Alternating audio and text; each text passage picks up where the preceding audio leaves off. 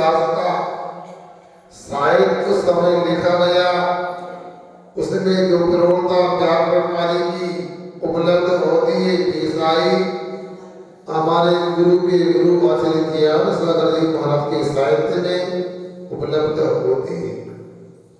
ऐसे ज्ञान सागर जी महाराज इस ग्रंथ को, जिसका नाम रत्न कंटक शराब का चार ग्रंथ है, इसको रत्नात्रय स्तुति कहते थे और ठीक भी है।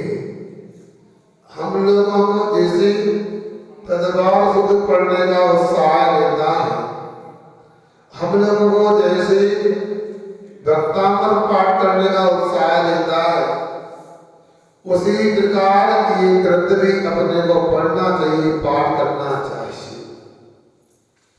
आप लोगों को यदि मान लो कुछ समझ में इस ग्रंथ में ना भी आए, मैं नहीं मानता नहीं है, बहुत सरल आसान शब्दों में लिखा गया है।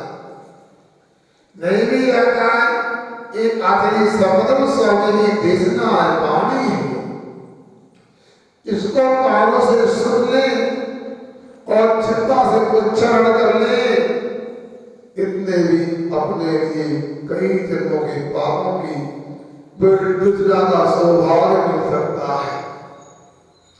इसे रत्न शराबाचार्य के माध्यम से हम अपना जीवन बना ले।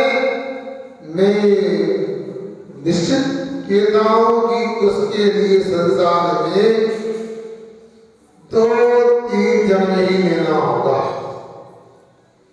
भाई तीसरे जन्म में भी मोक्ष से जा सकता है। ऐसा ही रत्न कंटक शराब का चार ग्रंथ है। बंधुओं, कभी कभी हमारी एक आदत गंदी होती है, भाई ये आदि छोड़ कोड़ी को जावे, कोड़ी मिले ना आदि पावे। इसका स्वाद है, ये पढ़ने, ये पढ़ा दो, इसको सुनना। यदि एक रत्न कंटक शराब का चार कोई अच्छे से पढ़ ले, आत्मसात कर ले, तो मैं समझता हूं आपको ज्यादा ग्रंथ पढ़ने की आवश्यकता नहीं। इस शराब का चार ग्रंथ के माध्यम से ही शुद्धात्मोपलब्धि प्राप्त हो सकती है, शुद्धात्मोपलब्धि हो सकती है। क्या सुनना है आप लोग? सोचो, रविका देखो क्या कहा, आप लोगों को ऐसा नहीं समझना ये ग्रंथ का पूर्ण होने जा रहा है। क्या होने जा रहा है?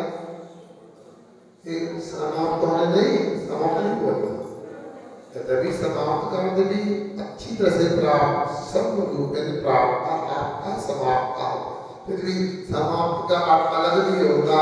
इसलिए जब भी ग्रंथ पढ़ते तो पूर्ण करना है, समाप्त नहीं करना है। दुकान में भी आप लोग क्या बोलते हो? नहीं, मंगल करते, मंगल करते, बंद नहीं करते दुकान। उसी प्रकार इसका भी ध्यान रखने का है। ये चातुर्मास में हम लोगों ने पूरे उपयोग के साथ में स्वाध्याय किया है, और हो सकता किन्हीं लोगों ने कंठस्थ करने का प्रयास भी किया कि नहीं। हमने कहा था बात याद है, संदेश कर भेजने की बात है, कोई नहीं कंठस्थ किया, प्रयास किया है?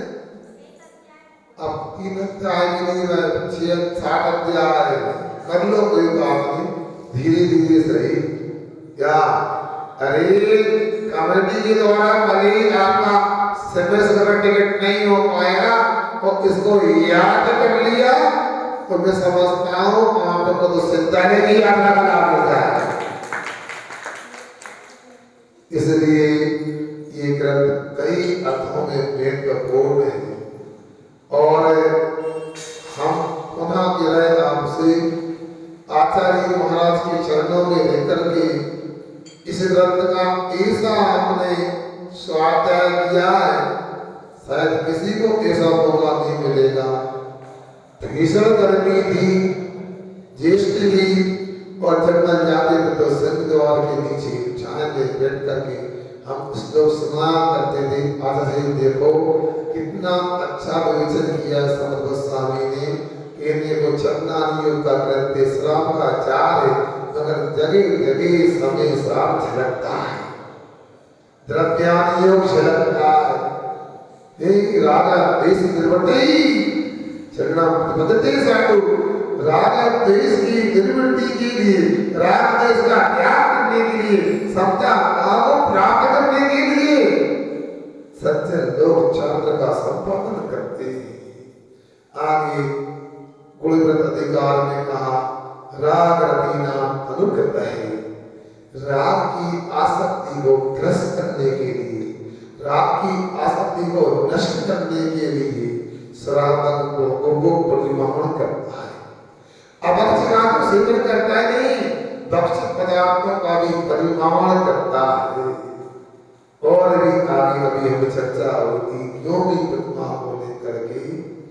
ममत्व मुत्सर्जित निर्मोत्रता क्या बोले समय सारी ममता भाव का त्याग करके निर्मोत्र भाव में हम लीन हो जाना, परिग्रह त्याग करना है। इसी प्रकार कल हमको बताया था कि ये जिसके द्वारा एक आत्मा को रत्नों का पटारा बना लिया जाता है, उस व्यक्ति को शीलवती स्त्री जो पति की इच्छा करती है उसके समान उसको सर्वार्थ सिद्धि प्राप्त हो जाती है। अर्थात 3 लोगों में जो श्रेष्ठ है, ऐसी अर्थ की सिद्धियां उसको हो जाती है। दूसरा ये भी निकाल सकते सर्वार्थ सिद्धि नाम के अनंतर विमान की प्राप्ति हो जाती है। कैसे निकाल? सर्वार्थ सिद्धि वैमानिक स्वर्गों में, यमानिक लोक में, वहां अनंतर विमानों में बीच के विमान का नाम है सर्वार्थ सिद्धि। जहाँ जीव पहुंच जाता है, एक भगवतारी होता है, वहां की आयु युद्ध करके मनुष्य बन के मुनि बन के मोक्ष जाता है। ऐसे रत्नों को धारण करने वाला ही सर्वार्थ सिद्धि सर्व को प्राप्त करता है। अथवा सर्वेषां अर्थानां सिद्धि इति सर्वार्थ सिद्धि, सभी अर्थों की सिद्धि, ये सर्वार्थ सिद्धि ऐसा भी अर्थ यहाँ निकल रहा है। तो ऐसी सर्व अर्थों की सिद्धि करना चाहते हो, वर्तमान में जो सुख चाहते हो वो भी मिलेगा, और परलोक में भी आपको लाभ ही लाभ मिलेगा, कहीं से हानि नहीं। सोच लो, विचार करो। जैन समाज वितराग धर्म को मानने वाले दिगंबर एक समाज की आस्था कल भी आप लोगों ने देखी। कितने लोग बाहर से आए थे, यहाँ से आए थे, मात्र मेरे पास नहीं आए, आपके पास नहीं आए। भाई तो वितराग श्रवण संस्कृति की आन पान साठ की पहचान मयूरी पिछड़ा परिवर्तन समारोह में दस्तक देने आए थे लोग। और आप लोगों को मैं कहूं, जितने लोग ऊपर हाल में नहीं थे, धर्मसभा में नहीं थे, संदीप भैया उससे दुगने कितने लोगों ने ऑनलाइन लाभ लिया। ये न समझना कि लोग 2 अंकों 3 अंकों में थे, 3 नहीं 4 अंकों में लाभ लिया आपके कार्यक्रम का। इसलिए आप लोगों से हमारा कहना है, इसी कार्यक्रम के माध्यम से भी बड़ी प्रभावना होती है। तो यहाँ पर जो बता रहा है सब अर्थों की सिद्धि। अब सोचो, विचार करो, आखिर रत्नात्रय से संबंध पिछिका का है, तो रत्नात्रय का ही सम्मान करने लोग आए थे। रत्नात्रय के भेद को ही लोगों ने देखा, और रत्नात्रय के भेद को आपने लोगों के सामने रखा, इसी का नाम तो प्रभावना। आपने संबंध के प्रसंग में सुना, नाम पढ़ा था, आठवा प्रभावना नाम का अंग है, उसमें कहा गया था अज्ञानव्याप्ति उपागतहितायतम जिन शास्त्र मानो प्रकाशाचार प्रभावना। क्या कहा था? संसार में अनादि काल से जो अज्ञान अंधकार फैला हुआ है, वह अज्ञान अंधकार को अपनी शक्ति के अनुसार दूर करके वीतराग धर्म का महत्व लोगों के सामने रखना, उसका वीतराग धर्म का भेद प्रकाशित करना, इसको प्रभावना की रहे आचार्य महाराज। एक बात अपना महत्व रखती है। मुझे पूरा विश्वास है कल ब्रह्मचारी जी की कुछ बोल रहे थे, कहीं ना कहीं हम लोगों में से चर्चा आई होगी। अरे महाराज को समझा भैया, वे तो कह देते माइक से हमें करना पड़ता, कितनी कठिन व्यवस्थाएं होती है, ऐसा होता है क्या महाराज? लोग तो पफर के खाने के आदि हैं, टेबल कुर्सी पे भी खाने को तैयार नहीं होते, वे कुर्सी पे बैठ के खाने को तैयार नहीं होते। मुझे महाराज लगे थे पंकज करो पेट के खिलाफ, ऐसा हो सकता है क्या? बालाघाट वाला बता, महाराज ही बता देते बता। अरे बालाघाट वालों, तुमको तो मैंने पहले से बता दिया था। बेटे कोरमा वाले पूछो क्या हुआ था? दीक्षा दिवस का प्रसंग था, हजारों लोग थे आजाद चौक पे कोरमा में। क्यों प्रकाश जी भूल गए? और इन लोगों ने तो स्पष्ट मना कर दिया, व्यवस्था नहीं कर सकते, भोजन तीसरा कराते कैसे कराएंगे, पेट की भोजन की व्यवस्था नहीं हो सकती। आपका करे से नहीं बता, झगड़ा करिए, गंगा ने तुम लोगों से बता, कपड़े वाले राजा हमने क्या करे बता। हमने कहा जैसे देवता वैसी पूजन करना है, आपने को देवता के अनुसार पूजन की विधि बताना है। फिर क्या किया? दीक्षा व्यवस्था हमने कहा भैया मेरा दीक्षा दिवस है, आप लोग बाहर लेके आए थे नहीं आए? लोग इधर तो देख रहे कौन सा उपहार मांग रहा है, महाराजों के गिफ्ट मांगते क्या बड़ी ठीक है क्या? हमने धीरे से कहा उपहार जो चाहिए आप दे सकते हैं, तो दोगे आप। क्या चाहिए? ये सब नहीं, बाप ने मांगे अपने हाथ मुझे करो, सबने दोनों हाथ मुझे करो, पांच से लेकर पांच तक पब्लिक थी, सबने हाथ मुझे कर दिए। हमने कहा मेरा दीक्षा दिवस से आज यही उपहार है, इस कोरमा में हम चार महाराज के अलावा कोई पांचवा व्यक्ति खड़े होकर देखा है। अब कमेटी वाले हल्के वकील महाराज ने बजा दिया। हमने कहा चिंता न करना कोरमा वालों, और चिंता न करना द्वार वालों, ये आचार्य विद्यासागर महाराज के माध्यम से हमें दीक्षा प्राप्त हुई है। उनकी कृपा से दीक्षा प्रसन्न रहा है। यहाँ कोई भूखा नहीं आया, हाथ से उठा के भी नहीं जाना, देवता पुरुष ने आए। और हुआ ये कि जल्दी से टाट पट्टी बस बचाए और कई हजार लोगों का भोजन बैठ के हो गया।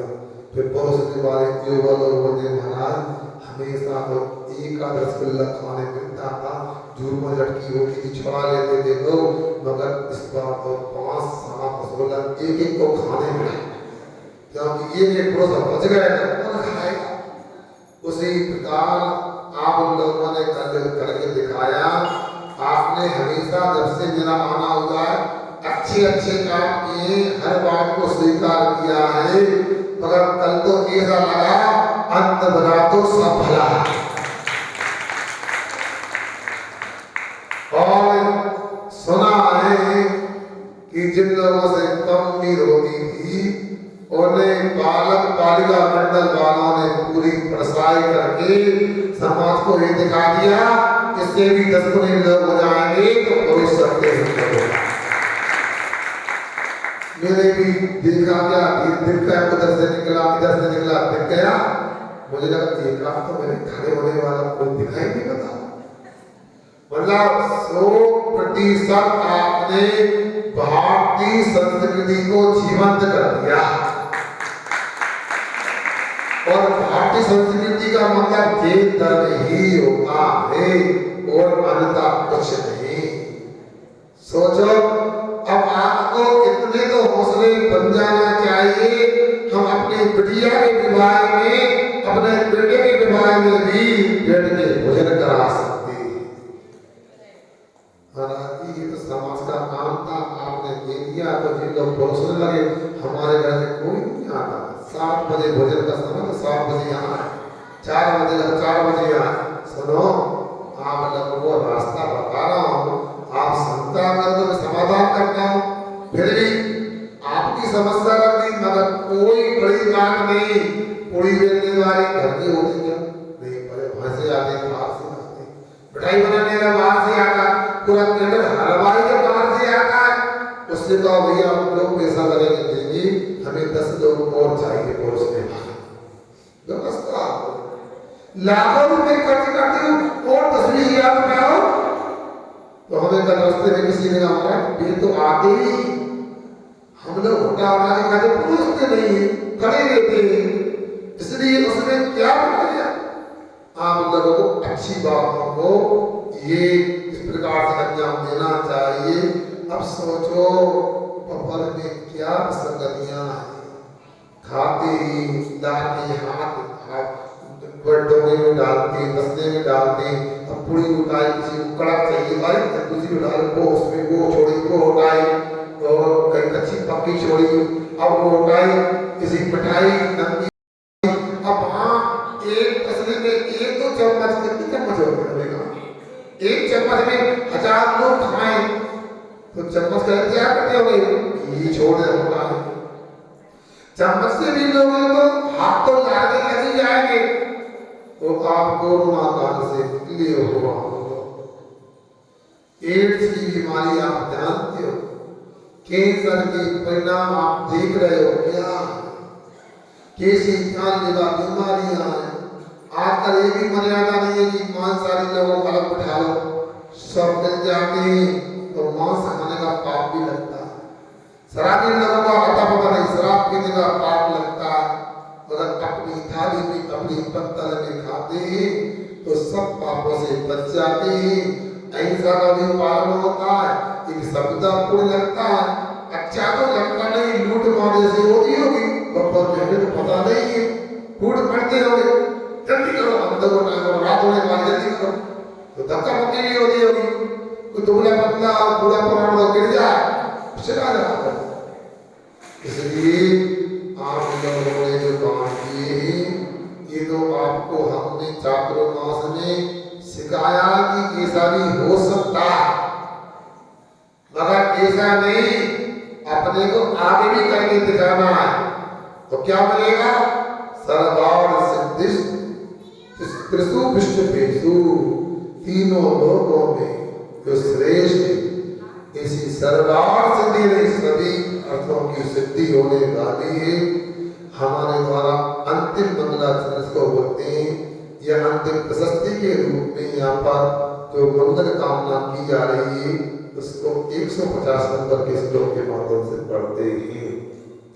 सुखयतु सुखयतु सुखभूमि सुखभूमि आमिनम आमिनम आमिनी आमिनी सुखनिव सुखनिव जननी मां जननी जननी मां शुद्ध शुद्ध शीला पुनत्तु पुनत्तु कुलनिव कुलनिव गुणभूषा गुणभूषा कन्या।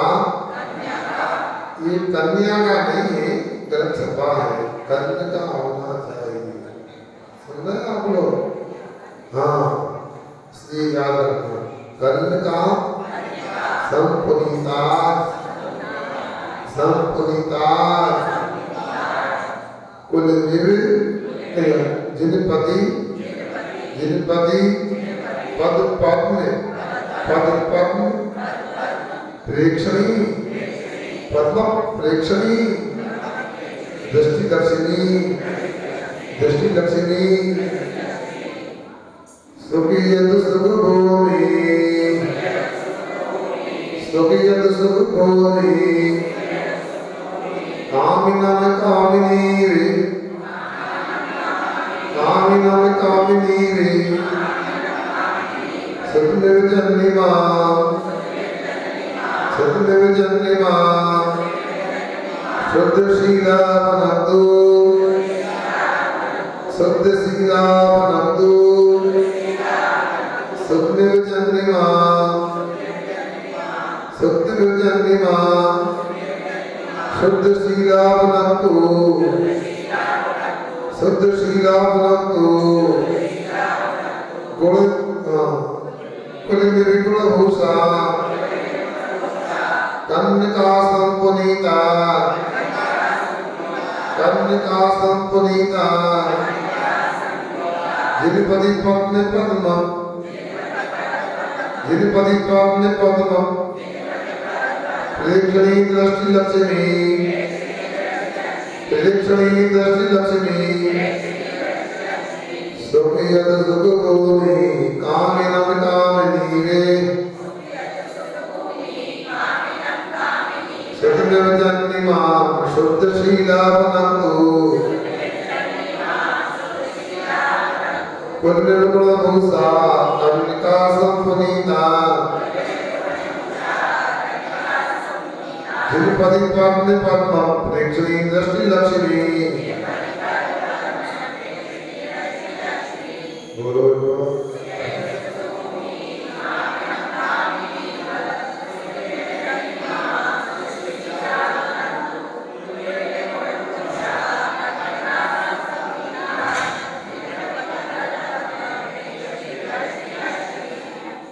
बहुत सुंदर छंद कौन सा था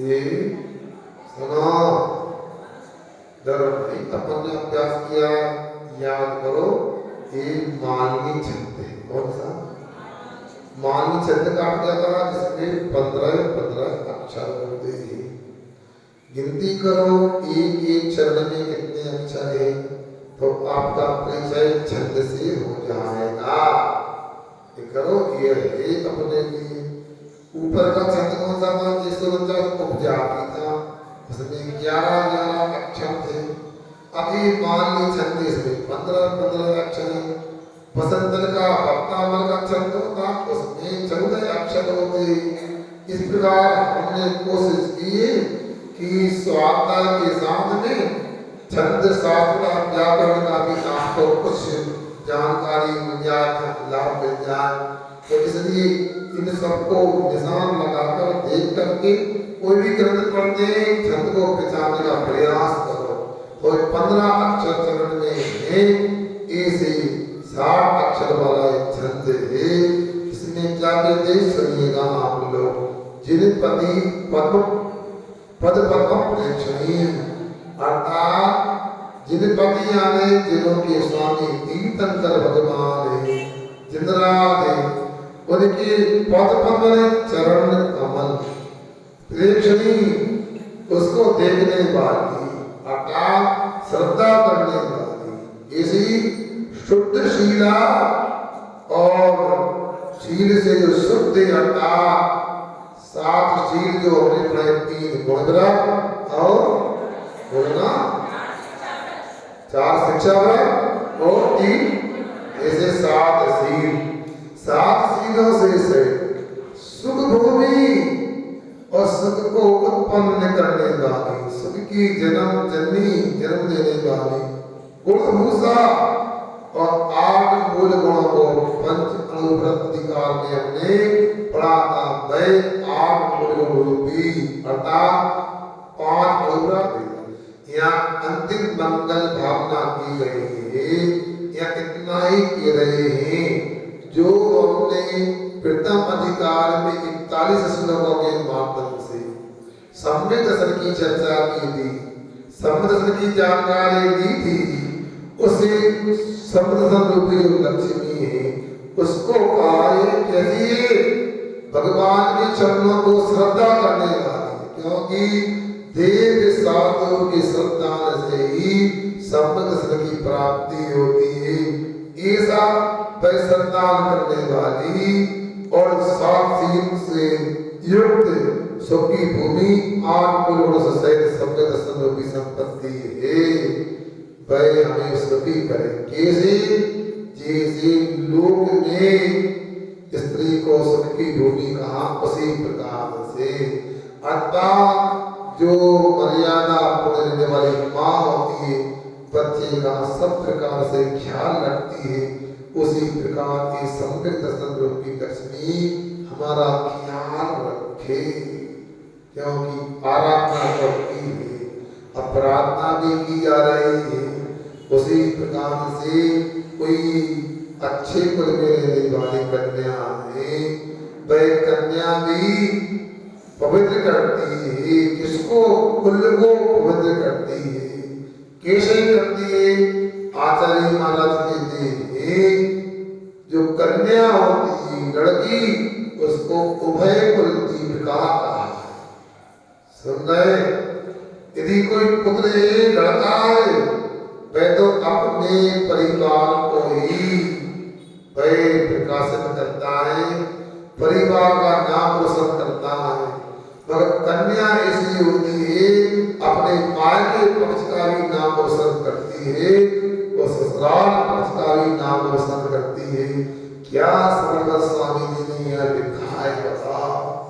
परम पूज्य आचार्य श्री जी ने प्रतिभा स्थल की स्थापना करवाई, प्रेरणा दी, तो उनका मानना यही था पुत्रों का तो कहीं पर भी संस्कार हो सकता है, मगर संस्कार हो जाएगा तो वह पुत्र एक परिवार को ही वह प्रकाशित करेगा, रोशन करेगा। कन्या दोनों परिवार को रोशन करने वाली होती है। और आप लोगों को सोचना है कितना अच्छा यहाँ कथन किया गया है। जो शब्द गए शुद्ध सीला शब्द दिया गया है। अब शुद्ध शील का मतलब यहाँ ये है कि वो स्त्री जो मर्यादा में रहती है, मर्यादा में आना जाना होता है, मर्यादा में खाना पीना होता है, मर्यादा में पहनाव होता है, वह शुद्ध शीला कन्या स्त्री कहलाती है। इसलिए अब अपने को सोचना है कि हम शुद्ध शीला की पंक्ति में आते हैं क्या? नहीं आते। हमने पहले भी आपको कहा, आज पुनः कहते हैं आप लोगों से देखो, अपने लिए पापों से बचना है और पापों की निजरा करना है तो अपनी मर्यादा बना के रखना चाहिए। मैं समझता हूँ कल जैसे आपने भोजन कराया और किया, शायद कितनी संतुष्टि पूर्व में कभी नहीं मिली होगी जितना कल के भोजन करने कराना में मिली होगी। क्यों दीदा भैया बताओ, मिली कि नहीं मिली? उसी प्रकार कोई माँ में अच्छे वस्त्र पहनती है, मर्यादा में रहती है, सिर के बाल नहीं दिखती, पल्ला करती है, तो उसकी दुनिया में तारीफ होती है। भैया उनकी लड़की तो हमेशा पर्दे में मर्यादा में रहती है, उनकी बहू तो भैया ऐसा लगता चतुर्थ काल की होता भी। जब बुंदेलखंड में हमारा प्रवास होता है, गांव में आते कहीं पर जाते हैं तो कई बार तो माता बहनों को कितना अच्छा लगता है। देखो जो सीता अंजना की पोशाक थी वो आज भी देखने को मिल रही है। एक बार तो मैंने कह दिया, कोतमा के पास जतेरी नगर है, जतेरी में मैंने कह दिया मुझे आज बहुत प्रसन्नता हुई। क्यों? तो मैंने कहा एक बहन को हमने देखा, आंखों के नीचे तक उसका पल्ला था और दूसरा देखा पिछोड़ा पहन के आई। पिछोड़ा जानते हैं आप? बताओ, डिक्शनरी में देख लेना कहाँ लिखा है। सोचो विचार करो, एक आप लोगों को लगता है बेग बर्थडे पुराना नहीं, ये उसी प्रकार की पोशाकें जैसे इस्लाम को मानने वालों का बुर्का होगा। एक अंगुली भी नहीं दिखती है, पतला कपड़ा आदि अंदर दो, पिछुआ से मर्यादा बनी रहती है। ऐसी स्त्रियां शुद्ध सीना कहला सकती हैं। आप लोगों को दुनिया को नहीं देखना चाहिए। हमारे मुनि महाराज बिना वस्त्र के रह सकते हैं, हमारी आलिकाएं माताएं एक श्वेत वस्त्र की साड़ी में रह सकती हैं, तो हमारी माता बहनें अच्छे से कपड़े पहन करके मर्यादा में रह सकती हैं। मैं मानता हूँ आपके संस्कार मजबूत हैं, आपके मन में कोई विकार नहीं है, आपके मन में कोई गलत भाव नहीं है, मगर अपने को दूसरों को भी तो सिखाना है। जब माँ अच्छे कपड़े पहनेगी तो बिटिया को भी प्रेरणा मिलेगी कि हमें भी अच्छे कपड़े पहनना चाहिए। अब माँ ही यदि अच्छे कपड़े नहीं पहनेगी तो बिटिया से कैसे कह सकते हैं? और माँ की जिम्मेदारी है अपनी एक एक अनुभव की बातें अपनी बिटिया को बताओ, और पिताजी का कर्तव्य की एक एक अनुभव की बात बेटे को बताओ। दोनों जगह गड़बड़ी हो रही है। कुछ लोग कहते हैं महाराजा भैया तो कुछ नहीं बोलते, ऐसा नहीं, बोलते तो पूरा है, मगर अब नहीं सके तो क्या कर सकते हैं? अब तो हमारा विचार बना है बालाघाट तो मास से, अब किसी से भी बोलना उचित नहीं, कहीं ज्यादा गड़बड़ हो जा, टेंशन हो जा, किसी को तो गड़बड़ हो सकती है। मगर इन भाई लोगों को सोचना चाहिए कि आखिर ये कौन सी पोशाकें बताओ। इतने कुछ शिक्षित लोग होते, आईएएस अधिकारी हैं, आईपीएस है, आर्मी के अधिकारी हैं, आर्मी के सोल्जर है, पुलिस है, तो दुनिया के लोग देखिए, मगर बताओ क्या उन लोगों के पास दाढ़ी होती है? क्या वो बिना सेविंग के ऑफिस जाते? बोलो ना, आवाज नहीं आ रही क्यों? प्रतीक बोलते क्यों? विचार करना चाहिए, दाढ़ी बढ़ाने वाले कौन सी श्रेणी में आएंगे? कुछ शिक्षित लोगों की श्रेणी में आएंगे कि निम्न शिक्षित लोगों की श्रेणी में आएंगे? विचार करो, हम कहाँ सोच रहे हैं, बता क्या कर रहे हैं? इसलिए दोनों पक्षों को विचार करना चाहिए। और एक बात मैं पुनः कहूँगा, हमारी पुरानी दादियाँ, हमारे दादा पप्पा हो सकता है दूसरी तीसरी क्लास तक पढ़े थे, मगर उनका अनुभव और उनकी क्रियाकलाप जरूर विज्ञान से संबद्ध होंगे। हमें समझ में आया नहीं आया, मगर वो पक्के मानना आप लोग, उनकी एक भी क्रिया गलत नहीं हो सकती। ये सुन रहे आप लोग? एक लेख पढ़ा था, उसने बताया था, किसी ने तर्क किया कि जो चूल्हे पर रोटी पापड़ सेके जाते हैं उसमें राख चिपक जाती है, उससे पथरी की बीमारी स्टोन प्रॉब्लम भी संभावित है। किसी ने किया तो एक वैज्ञानिक का लेख था, एक गलत है सोचना। उन्होंने कहा साबुन से, सोडे से, पाउडर से बर्तन मांजने में तो खाने पीने वाले को कैंसर हो सकता है, आंतों का, पेट का कैंसर हो सकता है, किंतु रोटी में, पापड़ में जो अंगार की अग्नि और उसके माध्यम से जो राख चिपक जाती है, उतनी राख शरीर को अभिशाप नहीं वरदान होती है, बैक्टीरिया होती है। और इस बात को आप नहीं मानोगे, हमारे भारतीय भोजन में खार का प्रयोग होता। खार क्या होता है बोलो?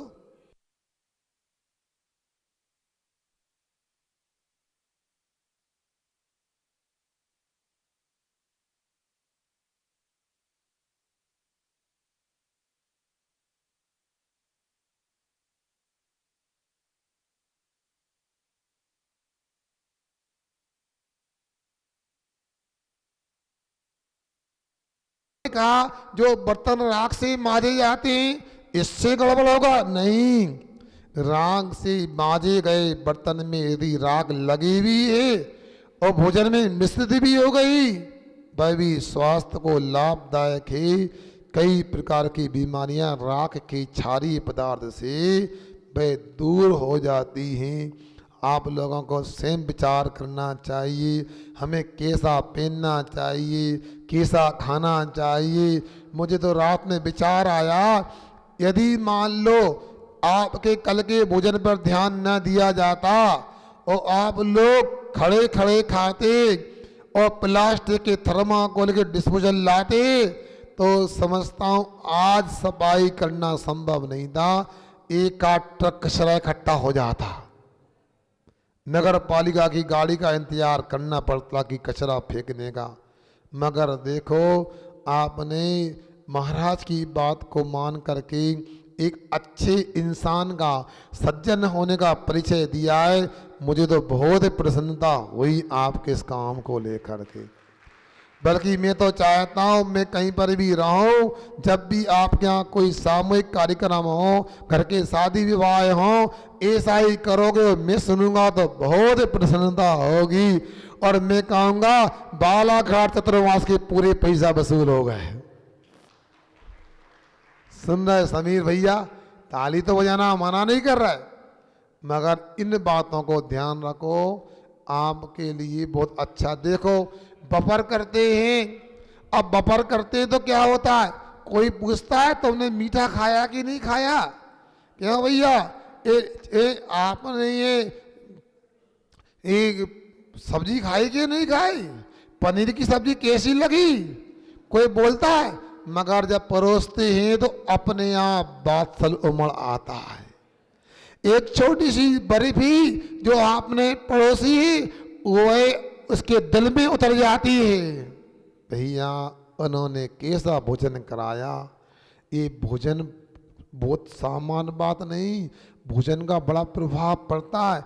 सिलवानी में संस्कार शिविर लग रहा था और एक बच्चा किसी माता बहन के यहाँ भोजन करने गया, छोटा बच्चा था, 12-15 साल का होगा मेरे ख्याल से। उस चौके में जाके उस माँ बहन ने उससे ये कह दिया, बेटा एक लड्डू और ले लो, तो उसे मना कर दिया। क्यों, मम्मी की याद आ रही क्या? तो वो थोड़ा भाव हो गया, बेटा ऐसा नहीं करते, हम भी तो तुम्हारी मम्मी हैं। वो जोर से रोने लगा, अरे मुझे मम्मी मिल गई, बता। ये होता है परोसने का लाभ। क्या बफर में किसी ने कहा आपसे? इसलिए देखो समय निकल जाता, बात रह जाती है। ऐसे अच्छे काम हमेशा करते रहो। अब समय हो रहा है शंका समाधान का। एक बात और सुनो, मैं क्या बोल रहा हूँ आपसे। हमारे समाज में एक अधिकारी हुए हैं, होने को तो बहुत सारे अधिकारी हैं। एक नैनागढ़ में जन्मे श्री सुरेश संजी हैं, जिनको अंत में IAS अवार्ड मिला था। सुनो, वो कई जगह कलेक्टर रहे। सुनो मजे की बात, जब कलेक्टर रहे तो समाज के लिए हर प्रकार सहयोग करने को, अपने पद की स्तर पर सहयोग करने को तत्पर रहते थे। मगर क्या हुआ, उनकी बिटिया की शादी हुई। सुनो, सुन के जाओ। बिटिया की शादी में कई अधिकारी आए, एक सरदार जी पंजाबी अधिकारी भी आए। उन्होंने अपनी बिटिया की शादी दिन में रखी थी। क्या था, दिन में शादी रखी थी। तो सरदार जी बोलते, जैन साहब धन्यवाद, बहुत अच्छा लगा, लाइट की बर्बादी भी नहीं हुई, कीड़े भी नहीं दिखे, अच्छा लगा। तो सुरेश जी ने उनसे कह दिया कि सरदार जी आप भी ऐसा करना अपने बिटिया के कार्यक्रम में। तो बोलते, जैन साहब मैं वचन नहीं देता हूँ, अपनी अपनी व्यवस्थाएं होती हैं, मगर देखो क्या होता। जब उनकी बिटिया की शादी हुई तो उन सरदार जी ने भी दिन में भोजन कराया और पंगत कराई। बता, ये होती प्रभावना। एक चतुर्मास कराया, इसमें प्रभावना हुई, मानता हूं। आप हर जगह हर प्रकार से प्रभावना कर सकते हो। जेब में एक छन्ना रखो, पतला शुद्ध अकेला पानी, जब भी पिए टोटी में लगा करके या जग में लगा करके उस छन्ने से पानी छानकर पियोगे। स्टेशन पर, रेल के डब्बे में, कहीं पर विद्यालय में, ऑफिस में पानी पियोगे तो अलग प्रभावना होगी। ये जैन धर्म का पालन करते हैं। देखो छोटे छोटे जीवों की रक्षा करते हैं, ये प्रभावना का अंग होता है। हम बाजार में नहीं खाते, यदि खाना है तो घर ले आओ, ये भी प्रभावना नहीं है। ठेला पे खड़े रहते हैं, बताओ, ये अप्रभावना हो जाती है। और एक बात और बोलता हूँ, आप लोगों ने तदबार सूत्र पढ़ा है, 5वें अध्याय में एक सूत्र आता है, परस्परोपग्रह जीवाना। क्या अर्थ होता है इसका? बोलो, समय हो रहा है। जीवों का परस्पर में उपकार होता है। छोटे बड़े का उपकार करते हैं, बड़े छोटों का करते हैं, एक दूसरे का उपकार करते हैं।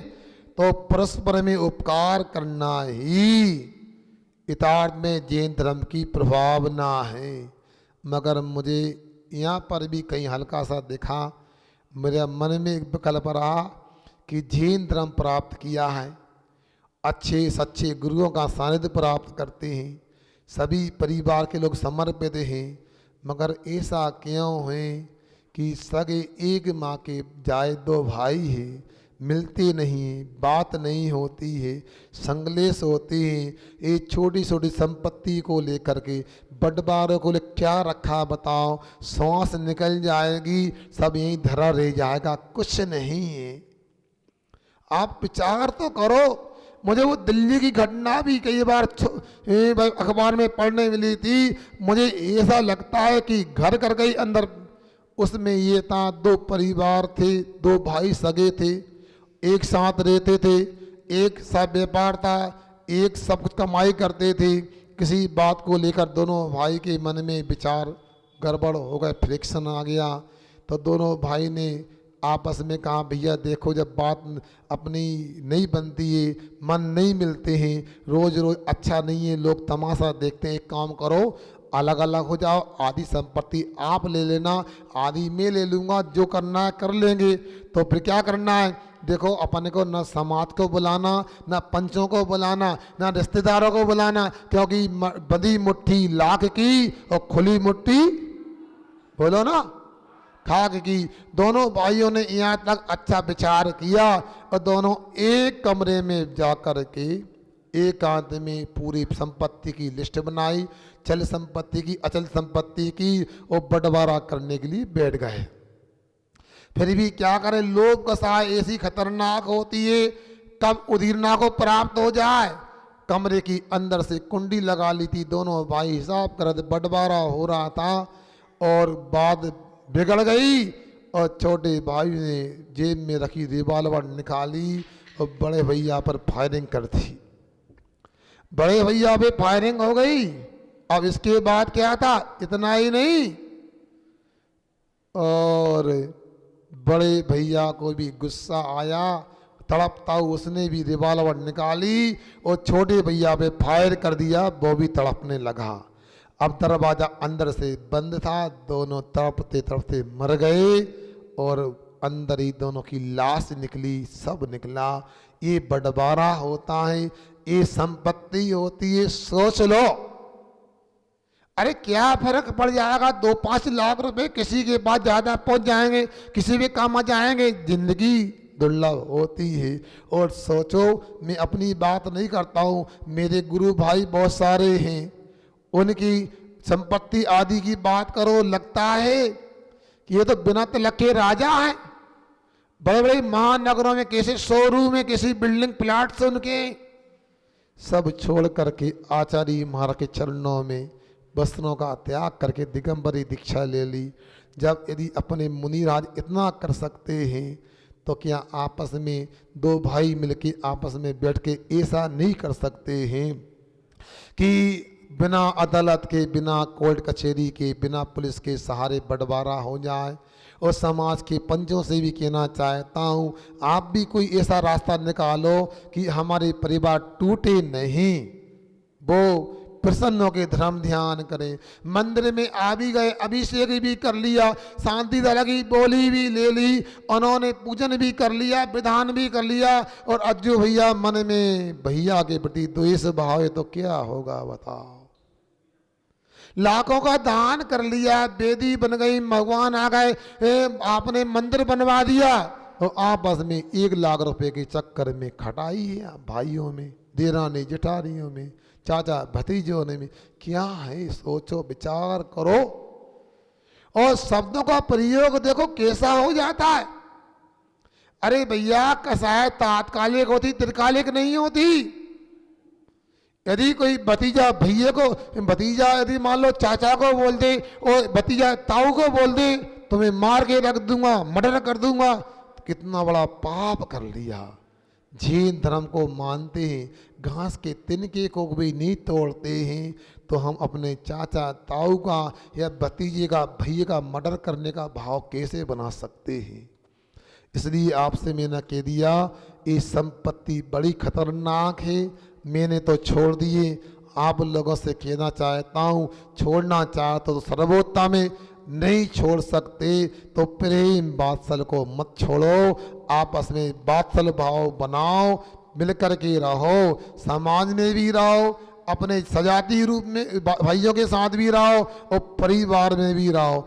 अरे क्या बुराई थोड़ी है, विचार नहीं मिलते, अलग अलग हो जाओ, अलग व्यापार कर लो, अलग रोटी बना लो, मगर ये तो मत करो कि दिवाली निकल जाए, होली निकल जाए, रक्षाबंधन निकल जाए, आमना सामना नहीं, चेहरे से चेहरा नहीं, निगाह से निगाह नहीं मिलाना, ये तो पाप के अलावा कुछ नहीं दिखता है।